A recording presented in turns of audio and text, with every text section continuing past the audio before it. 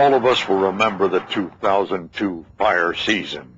Years of drought, record temperatures, plenty of fuel. At times it seemed all of America was burning.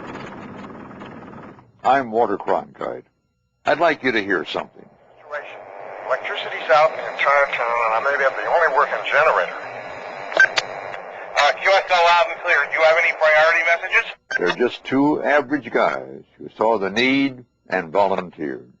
All other stations, please stand by. They're radio hams, amateurs, giving of their own time and spending their own money, trying to help out when and where America needs it most.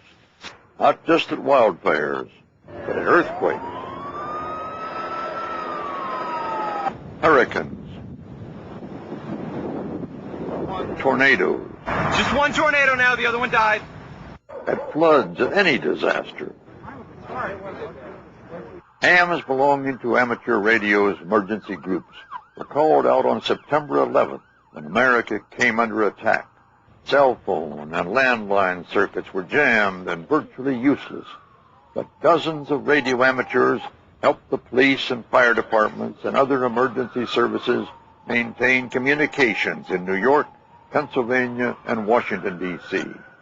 Their country asked, and they responded without reservation. But being a good Samaritan sometimes brings with it a risk. And sometimes it's not just risky, it's downright dangerous. There's a gas leak! Let's go! Turn around and go that way! Gas leak! That's exactly what happened in Colorado in June 2002 on the 137,000-acre Hayman fire. This is rural America out here. You can't always rely on a cell phone and when you need help. It looks like the wind shifted back to the west and or northwest, and it's moving the fire back in this direction. The fire is just right over this ridge here behind me. It's starting to get close. Looks like we're going to have to prepare to get out of here pretty shortly. The sky had already turned ominously dark. The air was thick with smoke, making breathing more difficult. The sun reduced in intensity to little more than a light bulb through the smoky haze. The wind, increasing in speed, began blowing the fire toward the volunteers. The sheriff came through a little bit ago and asked us how fast we could get out of here. We're basically right across the road from the last fire line. So they stood by their radios, handling emergency communications for the police, the fire, the Teller County Office of Emergency Services. This is West Creek Fire. Ted, could I get a status update, your location, please? Things are pretty quiet. Firefighters should be coming in for supper before long.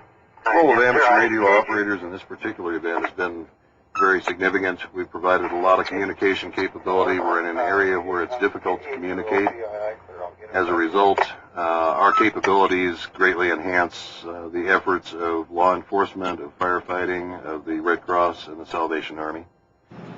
It takes a lot of cheeseburgers to fight a forest fire. You got it, sir. Okay. Got it?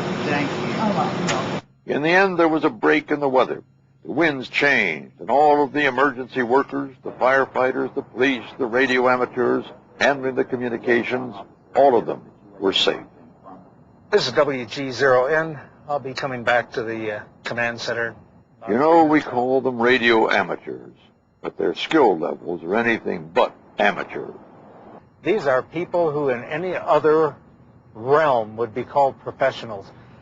They're the people who know how to put the pieces together, know how to build the networks, know how to get information from one place to another when every other system has failed. I don't think that's amateur.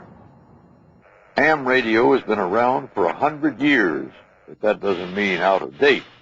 Even America's space shuttle and the International Space Station have ham radio on board, and it's not just for the enjoyment of the crew. Do you tend to reevaluate your life when you look at the Earth? Over. When you put up here above the Earth in our little spacecraft and look down at the great big spacecraft that we all fly on, it makes us all think about what our priorities are. Over. Someone once said, and it's probably true, But amateur radio is the only fail-safe communication system in the world. Many of you know I'm a sailor. I really enjoy being on the sea with the wind at my back, underway, under sail. What most of you don't know is I'm a radio ham too. My call is KB2GSD. And you can bet that when I'm on the ocean, even if the GPS, the radar, and the ship-to-shore fail, I've still got my ham radio station. It really is the best backup communication system in the world. And that's the way it is.